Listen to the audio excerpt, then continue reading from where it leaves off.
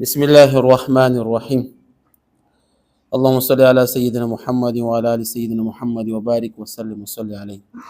حضور اقدس صلی اللہ علیہ وسلم کا ارشاد ہے کہ جس شخص کے ماں باپ دونوں یا ان میں سے کوئی ایک مر جائے اور وہ شخص ان کی نافرمانی کرنے والا ہو تو اگر وہ ان کے لیے ہمیشہ دعائیں مغفرت کرتا رہے، اس کے علاوہ ان کے لیے اور دعائیں کرتا رہے تو شخص فرمانبردار میں شمار ہو جائے گا.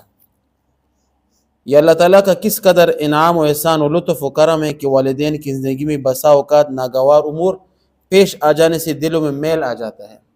ٹھیک ہے، لیکن جتنا بھی رنج ہو، والدین ایسی چیز نہیں کہ جن کے مرنے کے بعد بھی دلوں میں رنج رہے.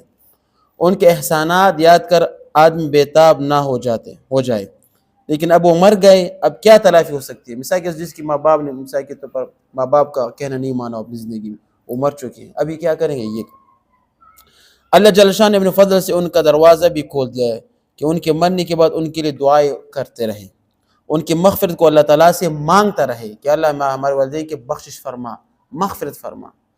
اپنے دعاؤں میں 3-4 چیز کو لازم سمجھو.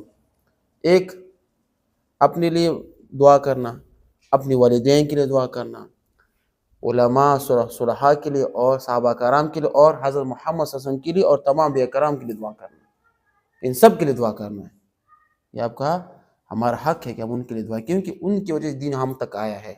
صحابہ کرام، انبیاء کرام، ٹھیک ہے نا، ہمارے جو علماء ہیں ان سب کے لیے کیا دعا کرنا، اور رشتہ داروں کے لیے، ماں باپ کے لیے خصوصی دعا کرنا، نام لے کر دعا کرنا. ان کے لیے ایثار ثواب جانی و مالی کرتا رہے کہ یہ ان کی زندگی کے زمانے میں جو ان کے حقوق ضائع ہوئے ہیں ان کی تلافی کر دے گا، اور بجائے نافرمانوں میں شمار ہوں کے فرمانبرداروں میں شمار ہو جائے گا.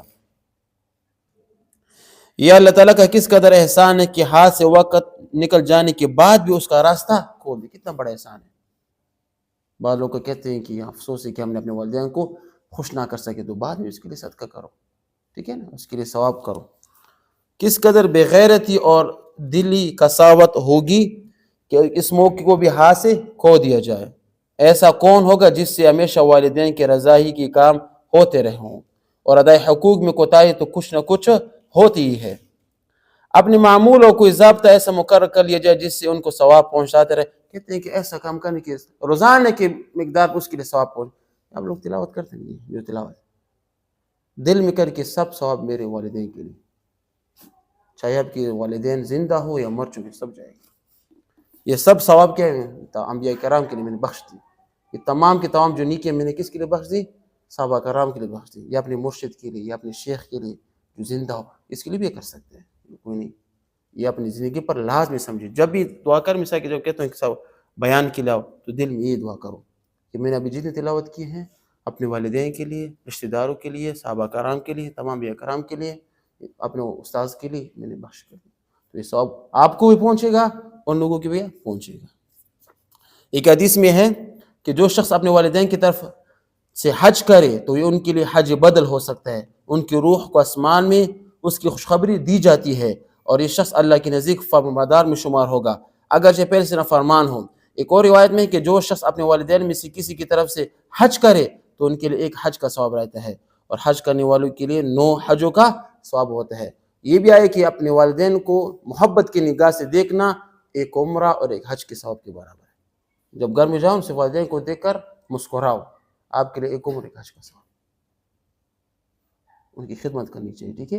ان کو اپنی زندگی میں کیا کرنا، خفا نہیں کرنا چاہیے، ورنہ آپ کے لیے یہ دنیا بھی جہنم بن جائے گا، اور آخرت ویسے بھی آپ کے لیے کیا بن جائے گی؟